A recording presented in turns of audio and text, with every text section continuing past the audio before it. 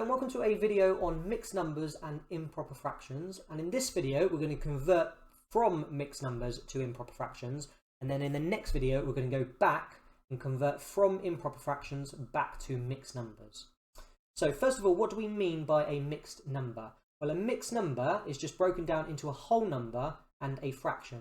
So here we've got 4.5. We've got 4 wholes and a half. And I'm just going to represent that visually using some blocks. So here I've got 4 wholes and a half. But if we think about how many halves we've got in total, notice that each of these whole blocks I can break down into 2 half blocks. So I can break this down into 2 halves, I can break this one down into 2 halves, I can break this one down into 2 halves, and I can break this one down into 2 halves. So how many halves do we have in total? Well, we've got 1, 2, 3, 4, 5, 6, 7, 8, 9. So we've got 9 halves in total. So I could write this as 9 over 2 or 9 halves. And this is called an improper fraction. And an improper fraction is just a single fraction where the numerator is always greater than the denominator. I'm going to do one more example, again with a diagram, and then hopefully after I do this one you might be able to come up with a rule to convert from a mixed number to an improper fraction. So let's say we've got 2 1/3. So we're going to convert 2 1/3 to an improper fraction. So just like before, I'm going to draw some blocks out that represent 2 1/3. So here I've got 2 wholes and 1/3. But if we think about how many thirds we've got in total, well, these wholes I can break down into 3 sections. So we've got 1/3, we've got 2/3, 3/3, and then I can do the same with this block. And now we've got 4/3, 5/3, 6/3, and 7/3. So I can convert 2 1/3 to an improper fraction, which would be 7/3. Now I just want you to pause and see if you can come up with a rule to go from our mixed number to our improper fraction. So the first thing we can see is that our denominator does not change. Okay, so the denominator on the fraction, which is the part of the mixed number, is 2 here, and here is also 2. And just like on our mixed number with 2 1/3, we've got 3 as our denominator, and we've also got 3 as our denominator for the improper fraction. So the denominator part of our fraction does not change. Now if we think about the numerator, how did I get 9 from this mixed number here? Well, if we think about the 4 whole blocks that we started off with, we split each of those blocks up into 2 parts. So how many halves did we have from those 4 blocks? Well, we had 8 because we had 4 times 2. We had 4 times 2, which gives us the 8, but then we've got 1 extra half that we need to add on. So we need to add on 1, and that does indeed give us 9. If we think about this one here, how did we get 7?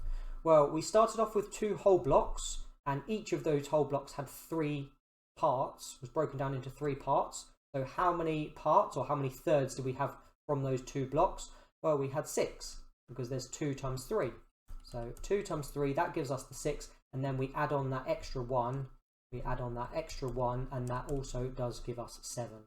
So just to recap, when we're converting from a mixed number to an improper fraction, we multiply the whole number by the denominator, and then we add on the numerator. So let me just do one more example. So let's say we've got 8 3/5. So that is a mixed number, and we want to convert that into an improper fraction.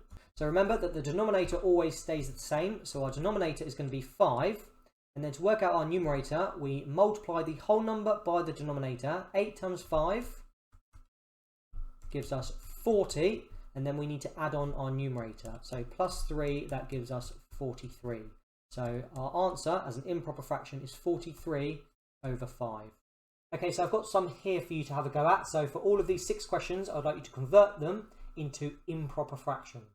So for this first one here, our numerator is going to be 2 times 5 plus 1. Well, 2 times 5 is 10. 10 plus 1 is 11. It's going to be 11 over 5. Okay, number 2, we're going to do 1 times 4, which is 4. 4 plus 3 is 7. So our numerator is 7, and our denominator always stays the same. Our denominator is 4. Okay, number 3, we've got 4 times 7. 4 times 7 is 28. 28 plus 3 is 31. So it's going to be 31 over 7. Question 4, we're going to do 2 times 24, that gives us 48, and then 48 plus 19, or 48 plus 20 is 68, so it's going to be 67. So it's going to be 67 over 24. Make number 5, 10 times 50 is 500, and then 500 plus 3 is 503.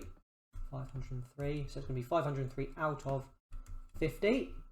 And the last one, we're going to do 13 times 16, and let me just do some long multiplication for this.